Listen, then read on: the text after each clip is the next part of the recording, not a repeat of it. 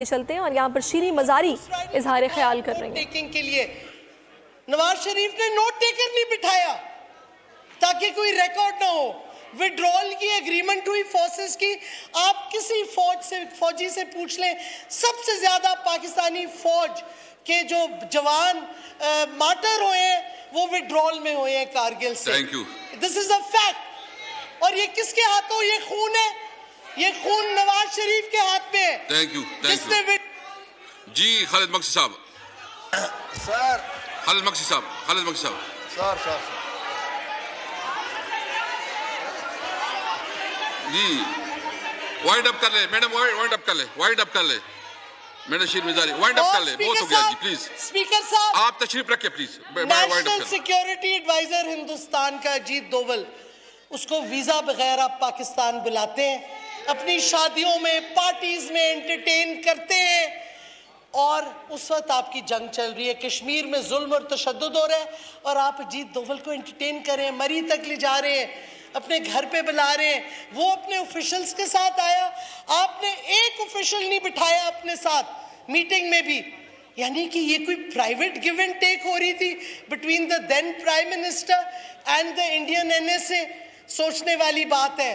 फिर मेरा सवाल आता है, कौन डिसाइड करे कौन गद्दार है, कौन अमेरिका को बिका हुआ है, हिंदुस्तान को बिका हुआ है? ये हरकतें हुई हैं हमारे लोगों के साथ। और इतनी शर्मिंदगी की बात है, जब वॉर ऑन टेरर हो रही थी, जो कि हमारी जंग नहीं थी, उसमें हमारे फौज को जो मिलिट्री इक्विपमेंट मिला, हम बेइज्जत हुए हैं उसमें भी। हर 6 महीने बाद अमेरिकन ऑडिटर्स भेजते थे कि जी चेक करो किसी पाकिस्तानी ने नाइट विजन गॉगल से चोरी नहीं कर ली। एक एक गॉगल की गिनती होती थी। ये आपकी अमेरिका की दोस्ती है, ये आपकी अमेरिका के साथ डीप सीटेड रिलेशनशिप है माजरत के साथ। जिन्होंने भी ये फ्रेज यूज किया कुछ हफ्ते पहले कि we have a deep seated relationship with the US, मैंने आपको फैक्ट्स सामने रखे हैं।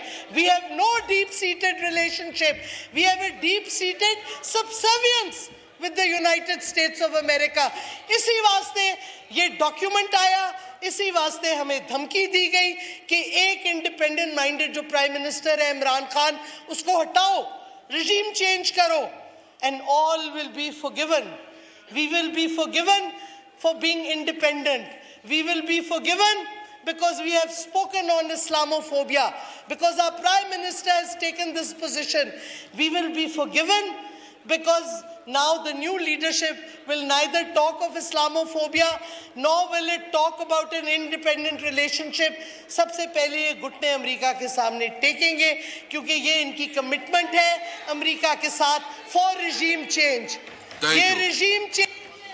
Thank you madam, wind up कर, प्लीज वाइंड अप कर। माइक तो खोल दे, वाइंड अप कर ले। माइक तो खोल दे बस। स्पीकर साहब, ये साजिश है, पूरी कौम को पता है। मैंने कौम के सामने पूरे फैक्ट्स दिए हैं, मैं कोई जज्बाती नहीं कर रही, मैं फैक्ट्स दे रही हूँ, कौम से पूछ रही हूँ। ये आपके सामने हकायक है अमेरिका के और पाकिस्तान की रिलेशनशिप, जो बिकाऊ काम हुआ है पिछले सालों में, पिछली हुकूमतों में, जो अमेरिका के सामने घुटने टेके गए हैं।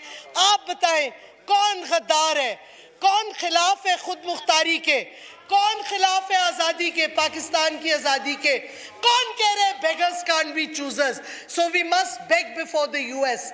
हम नहीं कह रहे, ना हमारी कौम चाहती है बेगर्स कांट बी चूजर्स। वो बेगर्स बैठे हुए हैं, वो बेग सारी उम्र करते रहेंगे अपनी हुकूमत को बचाने के लिए। लेकिन अगर कोई समझता है ये साजिश नहीं है, मेरा ख्याल में नमाज तो का वक्त हुआ चाहता है, मैं नमाज के लिए ब्रेक देता हूँ। नमाज के लिए जो है ना ये ब्रेक है तकरीबन 20 मिनट्स।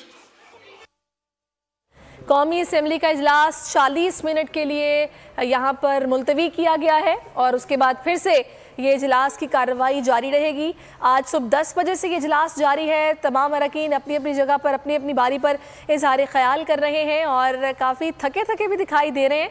लेकिन कहा यह गया है अभी स्पीकर असद कैसर की जानिब से शीरी मजारी को कि जल्दी वाइंड अप करें, जल्दी इसको ख़त्म करने की कोशिश करें, जिसके बाद उन्होंने 40 मिनट का वक्फा लिया है और इजलास अभी कौमी असेंबली का जारी है।